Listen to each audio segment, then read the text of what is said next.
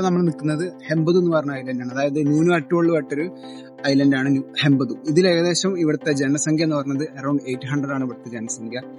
നമ്മളിവിടുത്തെ ഒരു basic facilities government ഇവർക്ക് ഒരുക്കി കൊടുക്കുന്ന ബേസിക് ഫെസിലിറ്റീസ് ഫോർ എക്സാമ്പിൾ എടുക്കുകയാണെങ്കിൽ ഇപ്പോൾ ഇവിടുത്തെ സ്കൂളിന്റെ കാര്യം നോക്കാം. സ്കൂൾ എന്ന് പറഞ്ഞാൽ എ സി ഉണ്ട്, പക്ഷെ ഇവിടെ നല്ല ചൂടാണ്. എ സി ഒരു ബേസിക് തിങ് തന്നെയാണ്. പിന്നെ ഫുൾ സോളാർ പവേർഡ് ആണ് ഇവിടുത്തെ സ്കൂൾ ഫുൾ പ്രവർത്തിക്കുന്നത്. പിന്നെ നേരെ അപ്പുറത്ത് നോക്കിയാൽ ഇതാ ഇവിടെ ഒരു ഓപ്പൺ ജിം നമുക്ക് കാണാൻ പറ്റും. ഈ ഓപ്പൺ ജിം എല്ലാവർക്കും ഓപ്പൺ ആണ്.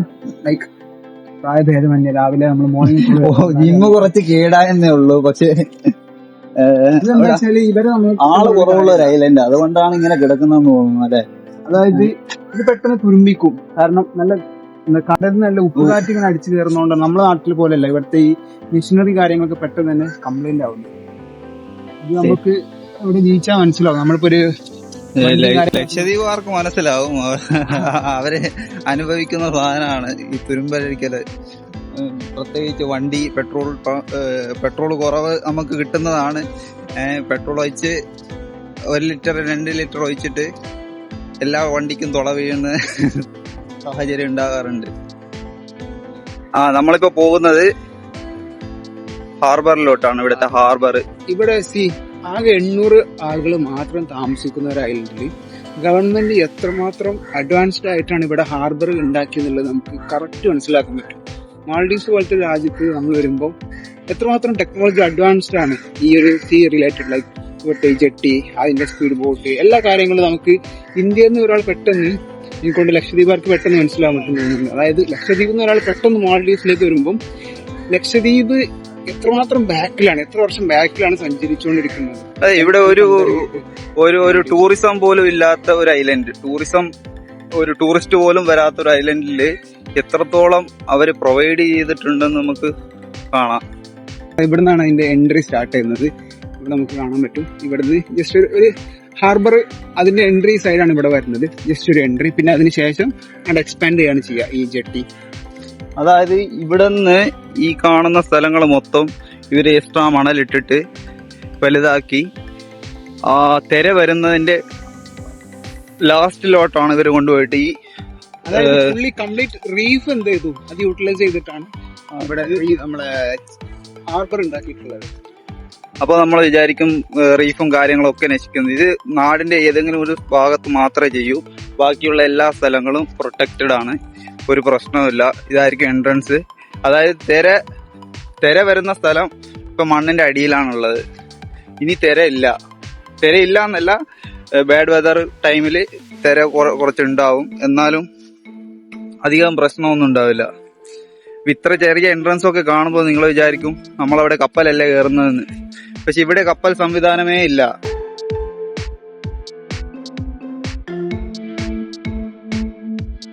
പിന്നെ ഇവിടുത്തെ വേറൊരു ഫെസിലിറ്റി, ഇവിടുത്തെ വൃത്തി, അതായത് ആളുകൾ എങ്ങനെയാണ് ഒരു ഐലൻഡ് കൊണ്ട് നടക്കുന്നത്. ഒരു വേസ്റ്റോ കാര്യങ്ങളോ ഒന്നുമില്ല. ഇവിടുത്തെ ലാൻഡ്സ്കേപ്പ് പോലും ഇപ്പൊ നമ്മൾ ലാൻഡ്സ്കേപ്പ് ഫീൽഡിൽ വർക്ക് ചെയ്യുന്നതുകൊണ്ട് തന്നെ അത് പെട്ടെന്ന് മനസ്സിലാക്കാൻ പറ്റും ഇവിടുത്തെ ആളുകൾ ഈ ലാൻഡ്സ്കേപ്പ് എങ്ങനെ മെയിൻറ്റെയിൻ ചെയ്ത് കൊണ്ടെടുക്കുന്നില്ല കാര്യം. എത്രമാത്രം ഈ ഒരു സൈഡൊക്കെ നോക്കുകയാണെങ്കിൽ കാശ്മീരിനെ ഒരു ലൈനിലൊക്കെ വെച്ച് ഭയങ്കര അടിപൊളിയായിട്ട് ചെയ്തിട്ടുണ്ട്. അതിലിവര് ഗവൺമെന്റ് നല്ല സപ്പോർട്ടിങ് ആണ്. ഇവര് അതിനാളെ നിയമിച്ചിട്ടുണ്ട്, ശമ്പളം കൊടുത്തിട്ട്. ഇവരെ സ്ത്രീകള് രാവിലെയും വൈകുന്നേരവും ഒരു ഡെയിലി ക്ലീനിങ് നടക്കുന്നുണ്ട്. നല്ല വേസ്റ്റ് മാനേജ്മെന്റ് സിസ്റ്റം ആണ് വർക്ക് ചെയ്യുന്നത്.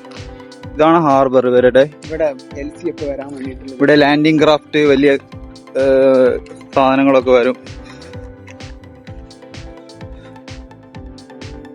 അപ്പൊ ഇതിന്റെ അകത്ത് എത്ര ബാഡ് വെതർ ആയാലും ഇതിന്റെ അകം എന്ന് വെച്ചാല് നമ്മുടെ ബോട്ടുകൾ എപ്പോഴും സേഫ് ആയിരിക്കും.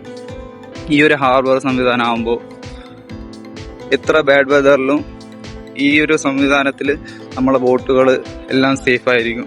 ഒരു ഹെമ്പതു ഹാർബർ എടുക്കുകയാണെങ്കിൽ അറൗണ്ട് നമുക്കൊരു 30ഓളം ബോട്ട് നമുക്കിവിടെ പാർക്ക് ചെയ്യാൻ പറ്റും. ഈ ഒരു സൈഡിൽ മാത്രമേ. പിന്നെ മറ്റേ സൈഡിൽ എന്ത് ചെയ്യാം, ചെറിയ ഡിങ്കി പോലത്തെ സെറ്റപ്പ് അതൊക്കെ അവിടെ പാർക്ക് ചെയ്യും. ഈ കാണുന്നതാണ് ഇവിടെ മീൻ പിടിക്കാൻ പോകുന്ന ബോട്ടുകൾ. നമ്മളവിടുത്തെ പോലെ അല്ല, ഈ ടൈപ്പ് ഉണ്ട്. ഈ ടൈപ്പ് ബോട്ടുകളൊക്കെ ഉണ്ട്. ഇത് നമ്മളെ കമ്പനിയുടെ ആണ്. ഇതിലാണ് നമ്മളിപ്പോൾ നിസ്കരിക്കാൻ വേണ്ടിയിട്ട് അടുത്തുള്ള ഐലൻഡിൽ നിന്ന് ഇങ്ങോട്ട് വന്നതാണ്. നമ്മളെ ഐലൻഡ് എന്ന് വെച്ചാൽ ആൾ താമസം ഇല്ലാത്ത ഐലൻഡാണ് ഞങ്ങൾ വർക്ക് ചെയ്തുകൊണ്ടിരിക്കുന്നത്. അവിടെ പള്ളിയുണ്ട്, പക്ഷെ ജുമാ ഇല്ല. അപ്പൊ ജുമാ നിസ്കരിക്കാൻ വേണ്ടിയിട്ട് ഇങ്ങോട്ട് വന്നതാണ്. ഇതൊക്കെ നമ്മളെ പണിക്കാരാണ്. നാം പോലോ MD Jahidul Islam Bangla. Mohammad Miraj Hussain. I am from Bangladesh. Bangladesh. ഇതെല്ലാം നമ്മൾ പണിക്കാരാണ്. Bangla. I am from Bangladesh. ഇതൊക്കെ ഇവിടെ അടുത്തടുത്തുള്ള ഐലൻഡ്. ഇപ്പൊ ഒരു കിൽത്താൻ ദ്വീപ് സ്വദേശിയായ എനിക്ക് കടമം അമേനി ഐലൻഡുകളിലോട്ടൊക്കെ ഇത്ര ഒരു സൗകര്യം മതി പോയി വരാന്. ഇത് ഒരു ഗവൺമെന്റ് ഫെറിയാണ്. ഇത് 60 കൂടുതലുണ്ട്. ഇതിന്റെ തന്നെ ഒരു ഓൾഡ് വേർഷൻ ആണ് ഈ ഫ്രണ്ട്. ഇതാണ് പഴയ ഗവൺമെന്റ് ഫെറി. ഈ ടൈപ്പാണ് നിലവിൽ യൂസ് ചെയ്യുന്നില്ല. ഉണ്ടാവും.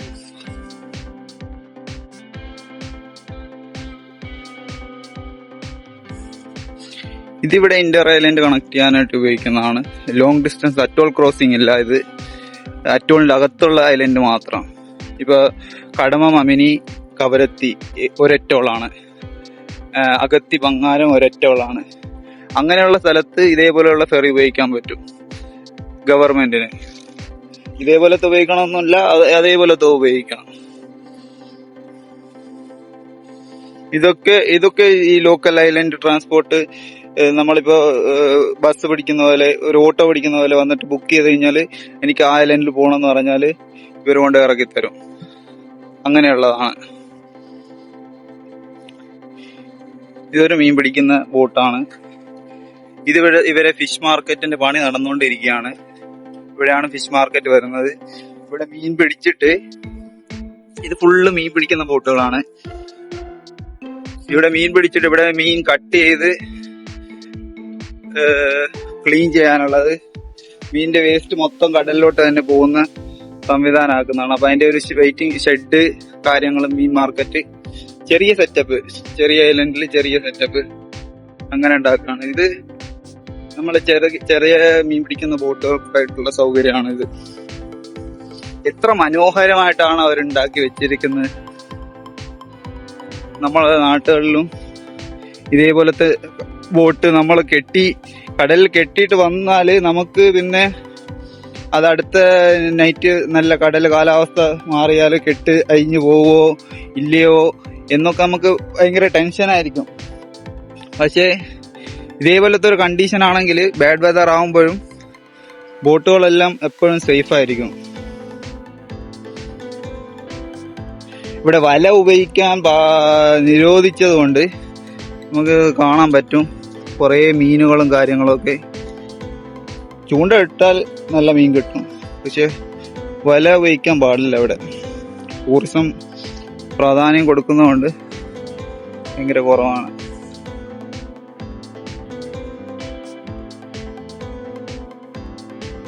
ഈ ഐലൻഡ് നോക്കുമ്പോൾ നാച്ചുറലി കുറെ ബാക്കിലോട്ടായിരിക്കും ഐലൻഡ് ഉള്ളത്. ബാക്കി ഫുള്ള് മണലിട്ടിട്ട് അവര് ഹാർബർ വരെ വലുതാക്കിയതാണ് ഐലൻഡിനെ കൊണ്ടുവന്നിട്ട്.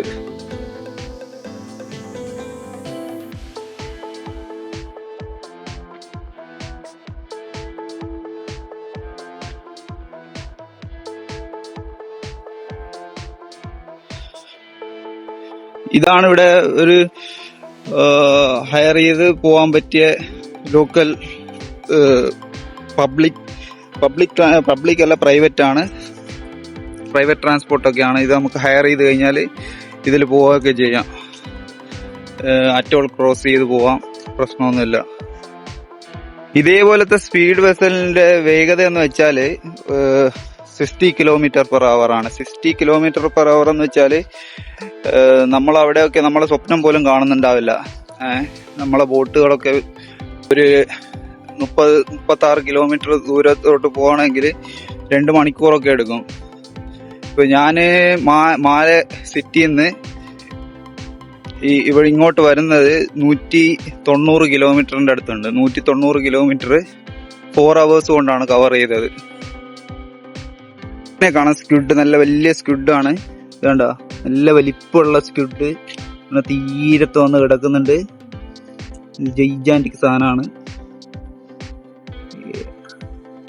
ഇതൊക്കെ നമ്മളവിടെ ഈ ടൈപ്പ് സ്ക്വിഡ് കാണൽ കുറവാണ്. ഉണ്ട്, പക്ഷെ ഇങ്ങനെ തീരത്തൊക്കെ വന്നിട്ട് കാണുന്നത് ഭയങ്കര കുറവാണ്. അതേപോലെ മെയിൻ ആയിട്ട് ഇവരുടെ ഈ ബോൾഡർ വർക്ക് എന്ന് പറയുന്നത് നമ്മൾ ശ്രദ്ധിച്ചാൽ കാണും. ഇതാ ആ മരങ്ങൾ കാണുന്ന സ്ഥലത്ത് നിന്ന് ഇവിടെ വരെ ഇവര് എക്സ്ട്രാ മണലിട്ട് വലുതാക്കിയിട്ട്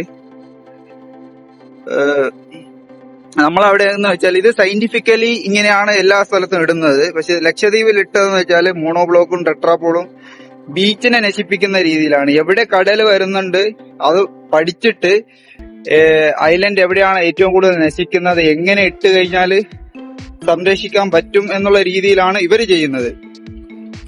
നമ്മള് ബീച്ച് മൊത്തമായിട്ടിട്ട് ബീച്ച് ഉപയോഗശൂന്യമായ രീതിയിലാണ് നമ്മുടെ ഐലൻഡുകളിലൊക്കെ ഈ മോണോബ്ലോക്കൊക്കെ ഇട്ടിരിക്കുന്നത്. നമ്മുടെ ഗവൺമെന്റുകളുടെ ഭാഗത്തു നിന്ന് ആര് ഭരിച്ചാലും അവര് ഇതിലൊക്കെ പഠിക്കാതെ ഒരു പരിപാടിയും ചെയ്യാൻ അനുവാദം കൊടുക്കരുത് എന്നാണ് പറയാനുള്ളത്. ഇതൊക്കെ പഠിച്ച് ഇത് എങ്ങനെ ചെയ്താല് ആ മണൽ അവിടെ നിന്ന് പോവില്ല, അവിടെ സേഫ് ആവും എന്നൊക്കെ പഠിച്ചിട്ടാണ് ഈ പരിപാടികളൊക്കെ ചെയ്യേണ്ടത്. ഒരു സയന്റിഫിക് സ്റ്റഡീസും ഇല്ലാതെ അവിടെ തന്നെ ആർക്കെങ്കിലും കോൺട്രാക്ട് കൊടുത്ത് എന്തോ നാട്ടുകാരെ കാണിക്കാം എന്നുള്ള രീതിയിൽ ബീച്ച് മൊത്തത്തിൽ ഇങ്ങനെ കൊണ്ടുപോയി മോണോബ്ലോക്കും കോൺക്രീറ്റുകളൊക്കെ ഇട്ടിട്ട് അത് നാട്ടിന് പ്രത്യേകിച്ച് യൂസ് ഇല്ല, ആ ബീച്ച് നശിക്കും. ഇതിപ്പോ ചില സ്ഥലങ്ങളിൽ മാത്രം ഇവർ ഇതേപോലെ ചെയ്യും. ബാക്കി അവരുടെ ബീച്ച് മറ്റേ സൈഡൊക്കെ ഫ്രീ ബീച്ചാണ്. അവിടെ കടലടിച്ച് കയറാത്ത രീതിയിൽ അവർ പ്രൊട്ടക്ട് ചെയ്തിട്ടുണ്ട്.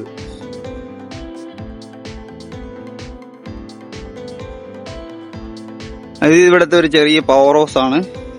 ഇതാണ് ഇവിടെ ഇലക്ട്രിസിറ്റി ഉൽപ്പാദിപ്പിക്കുന്നത്. പവർ ഹൗസിന്റെ അവരുടെ ഡീസൽ സ്റ്റോറേജ് എല്ലാം സയന്റിഫിക് വേയിലാണ്. ബാരലിൽ ഇപ്പോഴും കൊണ്ടുപോകുന്ന സംവിധാനമാണ് നമ്മൾ അവിടെ ഉള്ളത്. അത് ഹാർബർ വന്നു കഴിഞ്ഞാൽ ബാക്കി എല്ലാ ഡെവലപ്മെന്റും ഓട്ടോമാറ്റിക് വരും. ഹാർബർ വന്നു കഴിഞ്ഞാൽ ഇതിപ്പോ ഹാർബറിൽ നിന്ന് എടുക്കുന്ന ഹാർബറിൽ വന്നിട്ട് ഈ ബോട്ടുകൾ, കപ്പലുകൾ, ഷിപ്പ്, ചെറിയ ഷിപ്പുകളൊക്കെ ബർത്ത് ചെയ്യാനുള്ള സംവിധാനം ഉണ്ടെങ്കിൽ അവിടെ നിന്ന് അവർ ഡയറക്റ്റ് പൈപ്പ് ഇട്ടിട്ട് ഒരു ടാങ്ക് ഫില്ല് ചെയ്ത് സ്റ്റോർ ചെയ്യും.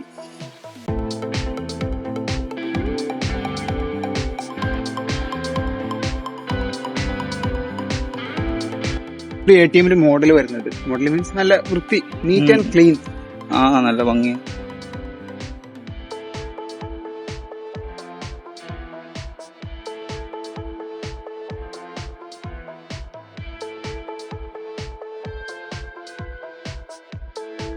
ബോട്ട് വെയിറ്റിംഗ് ഷെഡിന്റെ എൻട്രി ഉള്ളിൽ നമുക്ക് എന്തെങ്കിലും നമുക്ക് കാണാൻ പറ്റും. ഉള്ളി AC, ഉള്ളിൽ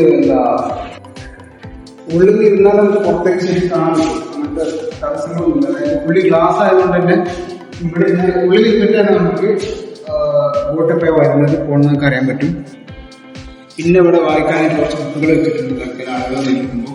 അത്ര വലിയ ബിൽഡിങ്ങോ കാര്യങ്ങളോ ഒന്നും അല്ല, എന്നാല് എല്ലാ സൗകര്യങ്ങളും ഉണ്ട്.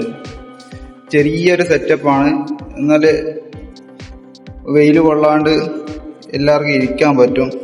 നമ്മളെ പോപ്പുലേഷൻ അനുസരിച്ച് ഇതിന്റെ ഒരു കുറച്ചും കൂടി വലിയ വേർഷൻ നമ്മളെ നാട്ടിലൊക്കെ ഉണ്ടാക്കാവുന്നേ ഉള്ളൂ. നമ്മളവിടെ എന്താന്ന് വെച്ചാല് ടിക്കറ്റ് കൗണ്ടറും വെയിറ്റിംഗ് ഷെഡും ഒരേ സ്ഥലമായിരിക്കും. പിന്നെ ടിക്കറ്റിന് വരുന്ന ടീം അതിന്റെ അകത്ത് തിക്കും തിരക്കുമായിരിക്കും. കുറച്ചു കാലം മുമ്പ് നമ്മളെപ്പോലെ ഇവരും ഉപയോഗിച്ചിരുന്നു ഇതേപോലത്തെ ജെട്ടിയും കാര്യങ്ങളൊക്കെ. ഇപ്പൊക്കെ ഉപയോഗശൂന്യമായിട്ട് കിടക്കുകയാണ്. എന്നാലും ഉണ്ട്, മീൻ പിടിക്കാൻ സൗകര്യത്തിനൊക്കെ അവര് തിര കുറഞ്ഞ ഭാഗങ്ങളിൽ ഇവിടെ വേറൊരെണ്ണം ഇതേപോലെ മെയിൻറ്റെയിൻ ചെയ്ത് കൊണ്ട് നടക്കുന്നുണ്ട്. ഇത് കുറച്ച് മുമ്പുള്ളതാണ്. ഇതായിരുന്നു ഇവര് ആളെ കൊണ്ടുവന്ന് കയറ്റാനും ഇറക്കാനും ഉപയോഗിച്ചുകൊണ്ടിരുന്ന ചെറിയൊരു ജെട്ടി.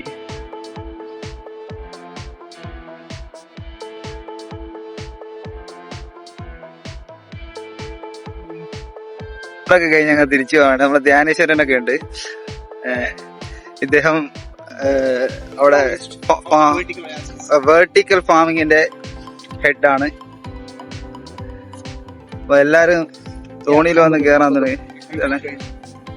എൺപത് എല്ലാരും ഇങ്ങനെ നിസ്കാരം കഴിഞ്ഞിട്ട് ഒന്ന് കേറാൻ പോവാണ്. അതിനുശേഷം ഫോട്ടോ ഒക്കെ പോസ്റ്റ് ചെയ്യുന്നുണ്ട്. സിറ്റിക്ക് ഫോട്ടോ എടുക്കുന്നുണ്ട് ഇവിടെ. ഇതാണ് നമ്മളെ കപ്പി വരുന്നുണ്ട്.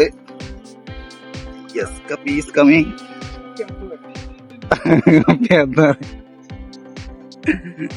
നഗാവ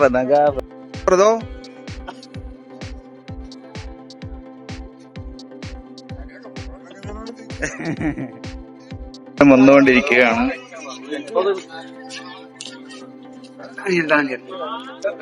ഡാനിയൽ ഫോട്ടോ എടുത്തുകൊണ്ടിരിക്കുകയാണ്.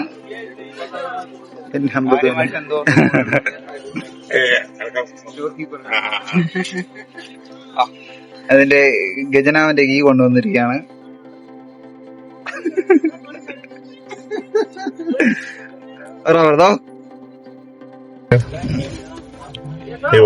ഈ വാട്ടർ മീറ്റർ, ഇത് ഡീസൽ. diesel. ये diesel Me motor. And in the me battery. बैटरी. You sell cheap me. ये GPS ऐसे आधा को. पूरे कॉपी आधा को. ये हमारा GPS. हमारे जीपीएस फोन में. ये हमारा GPS. ये बराबर GPS. ये കോമ്പസ്. ये हमारा GPS.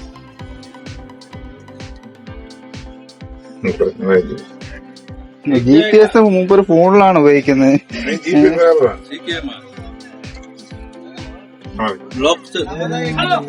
Hi, friend. Hi, Russell friend. Kao. Kana kao.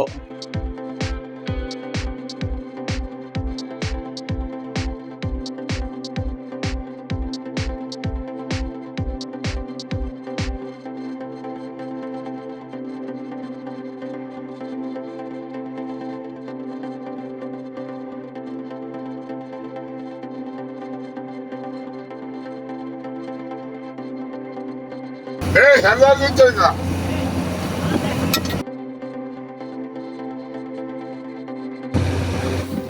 GPS ഇവിടെ ഉണ്ടെന്നാണോ? ബറാബർ GPS.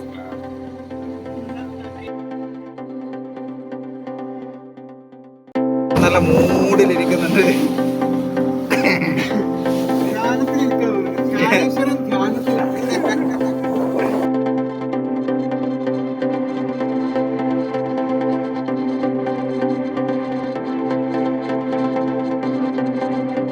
അങ്ങനെ നമ്മള് പരിപാടിയൊക്കെ കഴിഞ്ഞ് നമ്മളെ നാട്ടിലോട്ട് ഇങ്ങനെ വന്നുകൊണ്ടിരിക്കുകയാണ്. ഇവിടെ ജെട്ടി, വാർപ്പ് അങ്ങനെയുള്ള പരിപാടികളൊന്നുമില്ല. ഇതൊരു ലോക്കൽ ഐലൻഡാണ്. ഇവിടെ ഒരു നഴ്സറി ഐലൻഡാണ്. ചെടി പ്രൊഡ്യൂസ് ചെയ്യുന്നുണ്ട്, പിന്നെ കൃഷി ചെയ്യുന്നുണ്ട്. കൃഷി ചെയ്ത് ചെടികള്, ഫ്രൂട്ട്സ്, വെജിറ്റബിൾസ് വേറെ ഐലൻഡിലോട്ടൊക്കെ കയറ്റി അയക്കുന്ന ഒരു പ്രൈവറ്റ് ഐലൻഡാണ്. ലീസിലെടുത്തേക്കാണ് കമ്പനി. ഇവിടെയാണ് നമ്മൾ താമസിക്കുന്നത്. ഭക്ഷണം എല്ലാം ഇവിടെ തന്നെയാണ്.